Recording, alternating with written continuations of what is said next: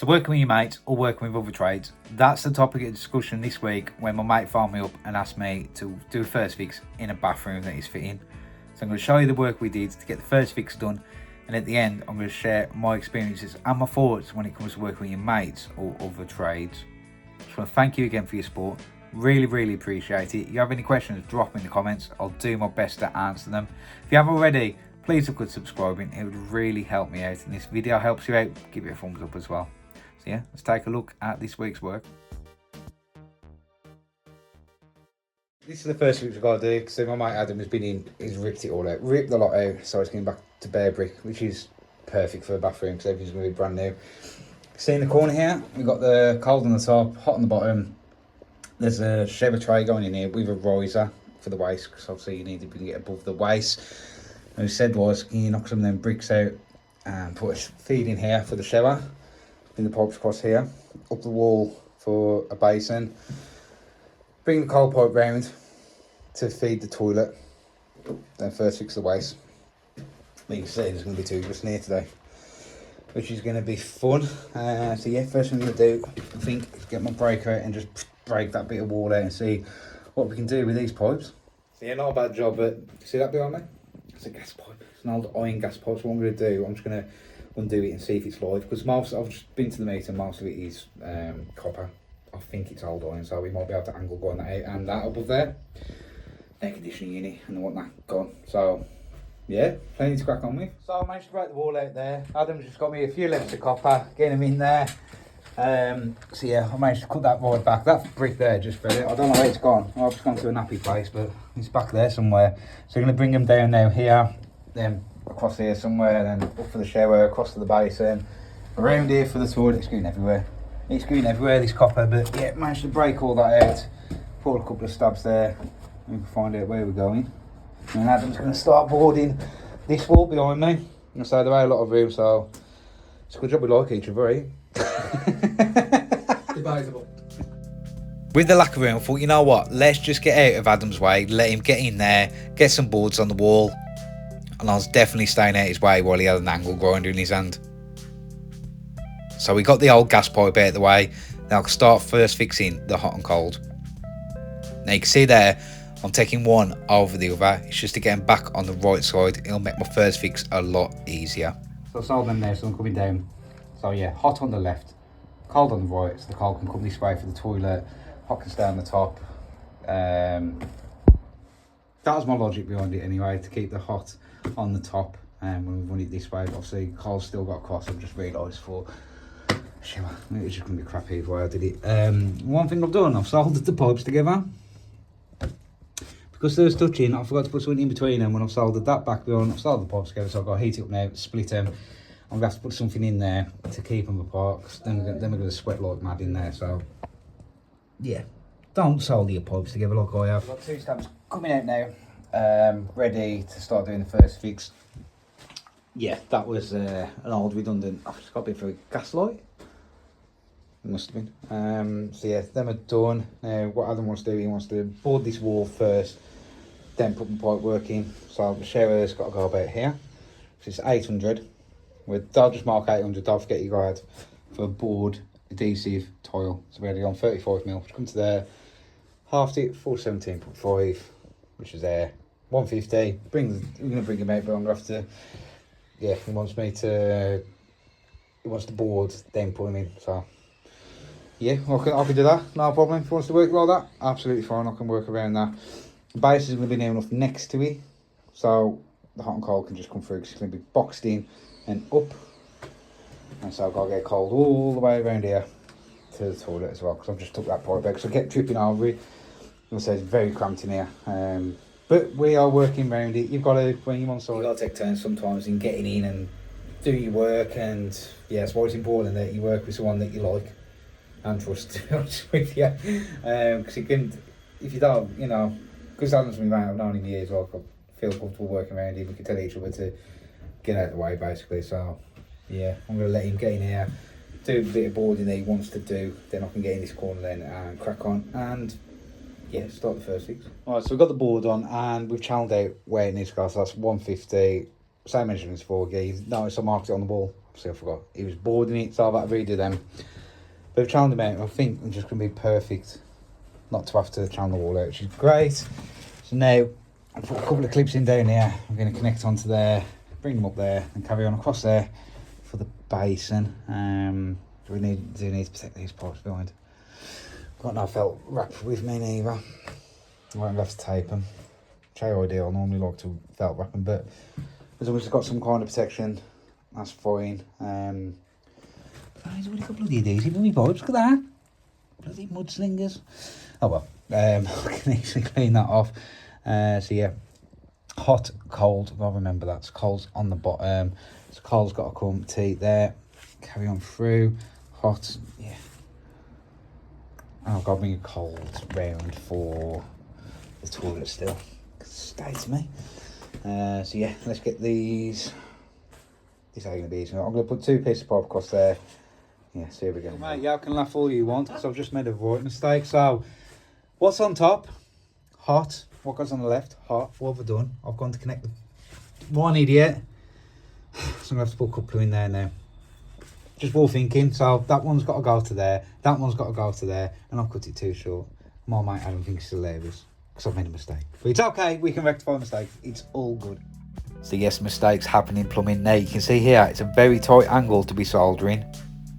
So what I'm doing, I'm letting the heat from where I'm doing that T go up the pipe to where that elbow is. And what I'm going to do, I'm just going to blast it at the end just to get the solder to run. So I don't scorch the plasterboard too much. Oh, got it all in, got it level-ish. Yes, it is a little bit off, but what I'm going to do is get another clip and I'll just raise it very slightly. That'll be spot on. That is exactly 150, which is what you need for the shower. Put some tape on. I've gone for silver tape because I ain't got no grey tape. I just needed something just to stop that copper touching the brickwork. Yeah, I'll put another clip in the bottom there to keep it back. Yeah, that is the shower near enough all done. So yeah, I've rectified that mistake for me. A couple in. I've got a T going in underneath there. And we've roughly guessed where the feet are going to go. So there's going to be one there. There's obviously going to be one in the middle of the tray. And we're going to shoot that across to here and round for the toilet. The basin is 500. So mark there, mark there. Put 2 stabs up for the hot and cold and the waste. And there's going to be a little bit of boxing bit here just to hide that waste pipe. But yeah, it's coming along now. So he's got that all boarded. That corner's all boarded. Apart from the top, it's got to the top, but yeah, for two blokes trying to work in a cramped bathroom, we ain't doing too bad. I have to have a tidy up though. Look at the bloody mess again. After a quick tidy up, I can get back in there and start doing the basin. So I've got to put 2 stabs up, one for the hot, one for the cold. So I decided to do one on the left of the basin, one on the right of the basin. Now what we're going to use here is a pre-formed crossover. Them are really good to get them on. So you can see there, I'm just going to put it in and it'll go over the hot pipe for the cold. Now you can get your benders out and do this bend if you want, but I'll just find it saves time, it's quicker, it's easier, it's tighter on the pipe. So yes, it is more joints, but it's just a lot easier. That's why we carry them. So once we cut it down, we can solder the cold into place, and that's the hot and cold all done. But then we had a bit of a problem. Now Adam's just took the toilet out because he needs the board behind it. I really need the toilet now. I knew it would happen. So he took it out. I was like, yep, I'm going to need the toilet. And I do. It's only number 1, don't worry. What do the tradesmen do? I'm going to need toilet. No toilet? Back of the van for a bucket.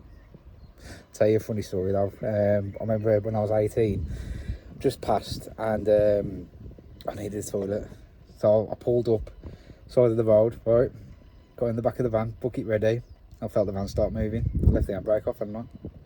So I'm in the back of the van. Near I've got the old man in my hand. Bucket ready. I'll start rolling down here. I'll have to jump out the back of the van. Run round. Jump in and pull the handbrake off. All while trying to keep my trousers up.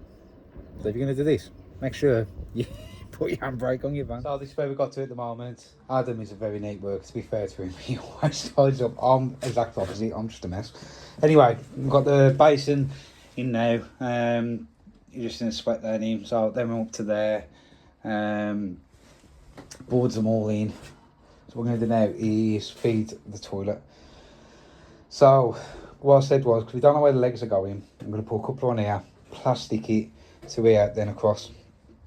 So say when he puts shower tray in, the legs are in the way, or he needs to move it, it's plastic, it's flexible, because copper's solid. So we're going to do that across to there, then we're going to get the feeding for the toilet, and that should be hot and cold, all first fixed. Now it's always good to carry a blunt multi-tool blade. I'll show you why. It's perfect for cutting plasterboard, so you don't ruin a good blade. Plus, if there's anything behind there, you won't damage it. So with the coal, we've gone in speed fit in this one because it'll give us the flexion if we need to. All that can be moved as and when the toilet's going to go in. That's why I've done all that. Put some clips on just to make it secure for now. But obviously that can be moved. Now, the problem we've got is Adam's up there now trying to work out how to get that off. It's got to be some kind of like kick space heater, if you know what I mean. It was wired up to the electrics. The electrician's been out, disconnected, but there's two pipes right at the top, so it's got to be connected to the heating system. But do you think we can figure out how to get the case off this? Has anybody seen something like that? Looks like I thought it was an air conditioning unit, but it's not. It's connected to the heating. Well, do you want me to just get you an hammer, mate, see what happens? Yeah, could do, to be fair. All the water comes out there. That's it, yeah. Turn it off! Quick drain down. It is on isolators, just there. So we've actually got it off now. Adam found out there was 2 screws underneath there. Ah, fair play to him. Good lad. It's actually a myson. How about that? It's a bit dusty though. Anyway, them 2 isolators, what I'm thinking is we can turn them off, undo the nuts, get this out the way, then I can do a full drain down and see what I can do to cap it off. But yeah, I've never seen anything like that. That's a new one on me. Copper as well. Well, it'd be classed as a lead wash heat exchanger, but anyway, turn them 2 isolation valves off, crack the bottom nuts, get it out. There's 2 screws, one there, one the other side. Electrics have, well, they've been disconnected, but yeah, should be good to go. So them are disconnected. Did get a little bit wet because that isolation valve wasn't shut off properly. So turned it, screw there, screw there. That should lift off now. Now I can't record it because I'm up a ladder, but it will just lift up and out. Alright, so just backing up for the day, just getting everything out. Now, what's everyone's opinions on loaning your tools? Because me and Adam just used each other's. Like I had my multi-tool today and I've just been using Adam's, which you don't mind. Oh, is that mine? Cheers, mate. That's another thing as well, tools going missing. Everywhere. You do, yeah. You do have to be really honest with each other. Like I'll just pick up Adam's tools, Adam's pick up mine, we'll use them, and at the end of the day we'll make sure we've both got each other's. But my mate, who's a builder, he actually lent one of the people he was on site with his impact driver, his Milwaukee impact driver. They give it him back and he tried to use it. Like they'd gone by then he tried to use it and it was broke. Like he obviously said, mate, what you done to my gun? He's like, nothing, it was fine when I used it. But he's supposed to do in that situation, so yeah, it'd be really interesting to know if you're on the site, do you lend other trades your tools? And how often do you lose your tools on site? Because, yeah, to be fair, Adam is right, I do work in a bit of a mess. I could be a lot tidier, so anyway, I'll pack up and I'll show you how we finish. What I'm sorting out, you can see I've got a Milwaukee pack out and the DeWalt Tough system. Now, difference in opinion on these, that has got a lot more room, but it's a lot bulkier. They're clipped together, nice and easy. It's just a little release tool there, and it comes apart. You need 2 hands. These still good. I love these for my fittings. They're nice, compact, a lot smaller than them. That's why I got the tool for them. Perfect for my fittings. They'd be perfect for screws and clips. But if I had to pick one pack out, I'd have to go with the pack out. To be honest with you, nothing against the wood, but it was just the amp deeper, the slot together nice. Yeah, if I had to pick between the 2, that one. What does everyone else use? So I managed to get 2 cap ends on there. Nice and easy, cut the pipe done. This is everything finished off. So, yes I know them are long, but they're just the 2 stabs of pipe we had left. So, basin is in, shower's in, checks all for leaks there, fine. The one for the toilet comes round here, as I say, keep it flexible, the position of that might move, and just a temporary bodge hook up to the toilet just to get it working and stuff. It's the only toilet in the house. Adam's managed to board around there. He's got to knock this off tomorrow from where that was and board it entirely. Yeah, I'll get him to send me a picture when he's finished, but it ain't been too bad working in here. I'd say you have got to work with other trades and other people sometimes. Confined spaces it can be a little bit tricky, but that's been saying today, to be fair. It really has. That ain't been a bad day getting that done. So Yeah, that's that one all done. So that job went really well. But to be fair, I've known Adam 30 odd years, and he's a mate and he's a trade all in one. But I know and trust him, he knows and trusts me. So when we work together, we're not scared of telling each other to get out of the way. And when it comes to pricing, we both know each other's pricing. It's very transparent and it works really, really well. So let me give you some of my advice of when it comes to working for your mates or other trades. So when it comes to working for your mates, first advice is don't lower your rates. Don't lower your rates. At the end of the day, you're a business. You've got a business to run. So what will happen is, say if you charge £200 a day and you lower it to £150 for your mate, on the day that it comes to the work, imagine if someone found you up for a day's work and you could have been out there earning 200 and then you're stuck earning 150. Now, the whole idea behind mates rates is they'll know that you're going to come do them a good job for a good price. You're not going to rip them off. You should be supporting your mate's business anyway. Because at the end of the day, they can go to somebody else that they don't know, but they've got the advantage that they've got a mate that they know and trust to come and do the job, and you're going to do it for a fair and decent price. So with mates, don't lower your rates because you regret it, trust me. Same goes for family as well. There's only certain members of my family that I'll work for free. I'll admit that I do work for certain members of my family for free, but the other areas of my family, they still get charged the same price because I'm still a business at the end of the day. I've still got to earn the same money regardless of who I work for. So that'll be my biggest advice is don't lower your rates, you'll regret it.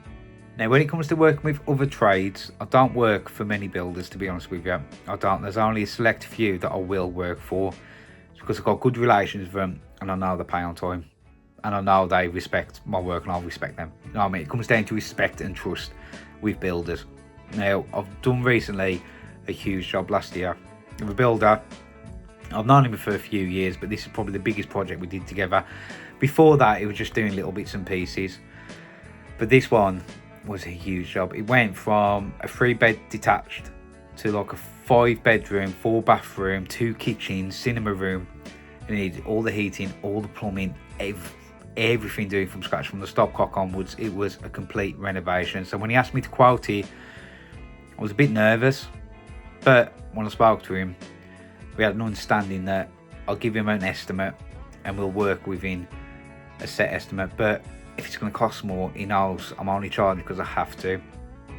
And I have to trust him then to pay me on time. Because obviously the size of the job, I can't go months without money.